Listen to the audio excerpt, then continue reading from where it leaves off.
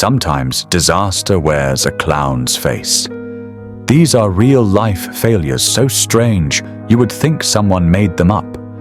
From a war against birds that the birds won to a charity stunt that turned the sky into chaos, these 6 stories prove that when humans try to outsmart nature or common sense, the results can be both tragic and hilarious.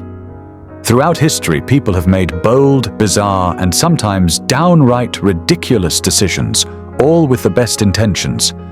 But what happens when good ideas turn into unforgettable messes? In this episode, we're counting down 6 true stories of failure so absurd they sound like dark comedy sketches. Each one started with confidence and ended with chaos, and every single one left a lesson behind. 1. The Great Emu War, 1932. Australia's flightless fiasco. Let's start with a war, not between countries, but between humans and emus. In 1932, the Australian Army waged war on emu birds.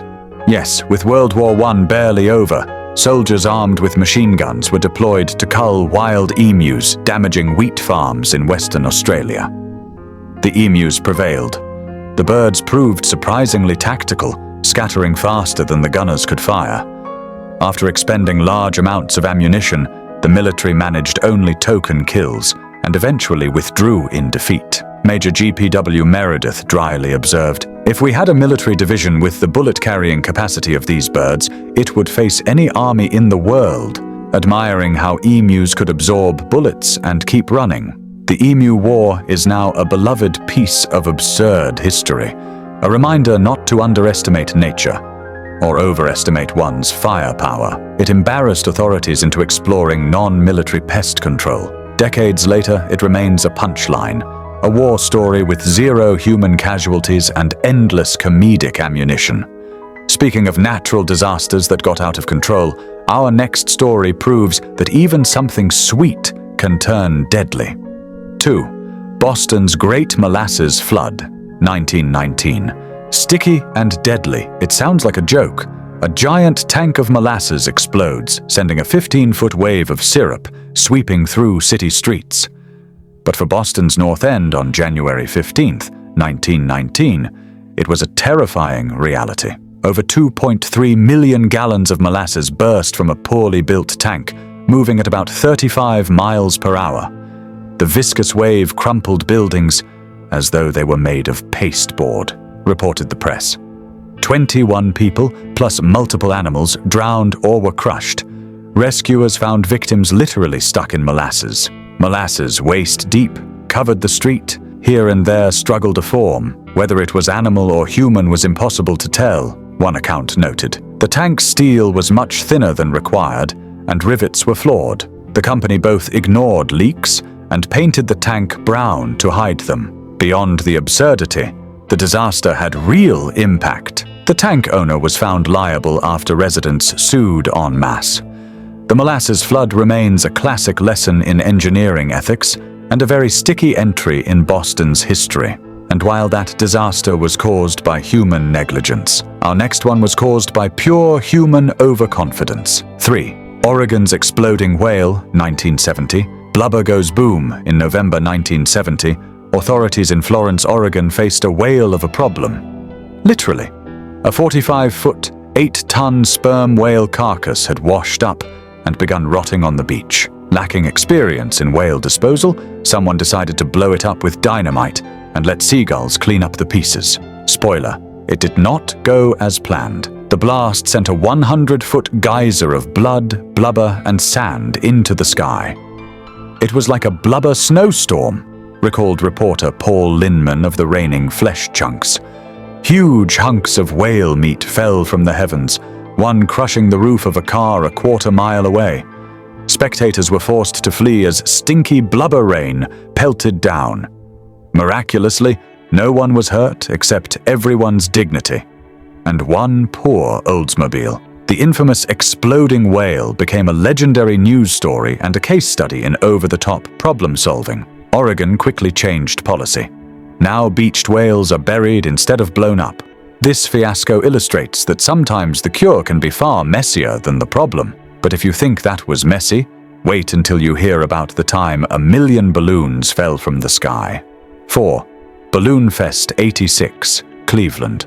When 1.5 million balloons went very, very wrong in 1986, the United Way of Cleveland tried to break a world record by releasing 1.4 million helium balloons in a massive fundraising spectacle. The visual of a sky filled with balloons was stunning at first, but balloons don't stay up forever. A storm front pushed the helium balloons back down over the city while they were still inflated.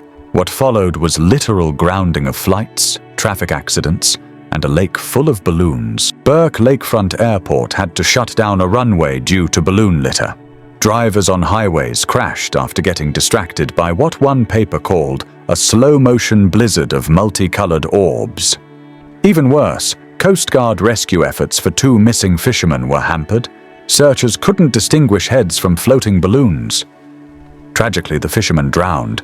Their families sued, though officials later downplayed the balloon's role. The fallout included lawsuits and hundreds of thousands of limp balloons littering the region, some washing ashore in Canada. The Balloon Fest 86 remains a cautionary tale of good intentions run amok. It prompted greater awareness of environmental impacts of balloon releases. Guinness World Records stopped listing largest balloon release after this. The term Balloon Fest has since become synonymous with logistical disaster, and the viral images of Cleveland's sky that day are both beautiful and deeply unsettling. What began as a feel-good stunt turned into an environmental and PR nightmare, which proves that good intentions can still make a total mess. But that wasn't the last time optimism and poor planning blew up a brand. Which brings us to Pepsi. 5. Pepsi's Number Fever, 1992. The $32 billion typo in 1992. Pepsi launched a wildly popular promotion in the Philippines, Number Fever. Bottle caps had numbers. If your number matched the nightly TV announcement, you won a cash prize. Sales skyrocketed until Pepsi accidentally announced the wrong winning number, 349, a code printed on 800,000 bottle caps. Overnight, tens of thousands of Filipinos believed they'd won the 1 million peso jackpot, about $40,000 US. Pepsi refused to pay most of them, offering a token $20 instead. The result: mass outrage and riots. Furious winning customers burned Pepsi delivery trucks and picketed bottling plants. In one protest, a tossed grenade bounced off a Pepsi truck and exploded, killing a school teacher and a 5-year-old girl. Another grenade attack killed 3 Pepsi workers. Pepsi executives received death threats and traveled with security details. The fiasco cost Pepsi at least $20 million in payouts and legal fees, on top of incalculable PR damage. This promotion gone wrong is taught in marketing classes as a prime example of brand mismanagement. Pepsi's market share in the Philippines reportedly dropped for years. Number Fever illustrates the tragicomic extremes of corporate mistakes, of how a simple printing error and tone-deaf response literally sparked riots. Satirists had a field day comparing the situation to a real-life Willy Wonka gone homicidal, but for the victims, it was no joke.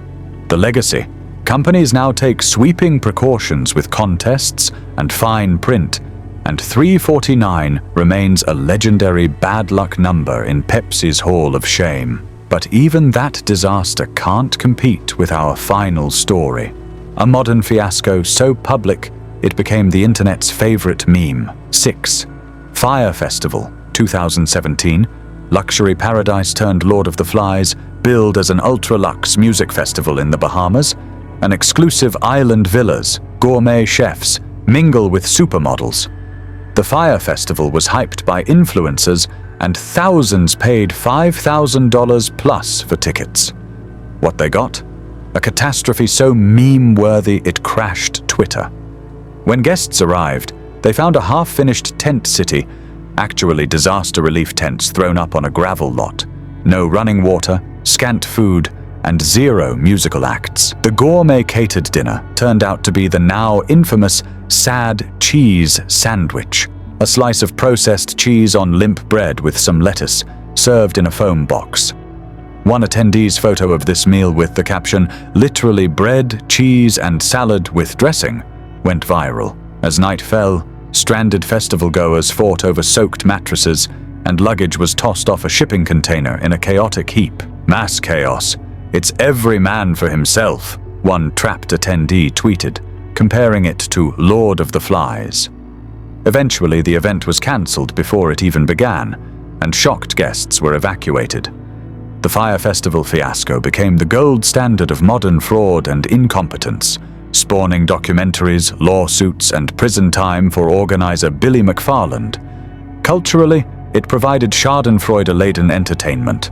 The world watched rich millennials Instagram themselves suffering in real time. But it also highlighted the perils of social media marketing hype detached from reality. The phrase Fyre Festival is now shorthand for any over-promised, under-delivered venture. In a darkly comic twist, the only people who truly enjoyed Fyre Festival were internet onlookers, and perhaps the Bahamian wild pigs that some attendees ended up swimming with as they waited to be rescued. The Fyre Festival wasn't just a failure, it was a modern legend of lies, greed, and delusion. And unlike the others on this list, the only people who enjoyed it were the ones watching from home, laughing. These cases prove the old saying that truth is stranger than fiction. Each started with a whack idea or boast, whether it was, "Let's fight birds with machine guns," or "Let's throw 1,000,000 balloons into the sky," and ended in chaos. While we can laugh at the absurdity, there's a serious undertone. Overconfidence and poor planning can make fools of us all, or even get people hurt. The Great Emu War taught humility, Balloonfest taught caution in publicity stunts, and Pepsi's 349 taught corporations to triple-check their contests. If there's a silver lining, it's that these fiascos gave us lessons framed in unforgettable stories, and in some cases, literal park monuments to not doing dumb things. Looking at you, Exploding Whale Memorial Park. So the next time you face a seemingly crazy idea, remember these tragicomic tales and maybe think twice, unless you want to go down in history as the next great disaster meme. Thanks for watching. Hit the like button and subscribe for more interesting content.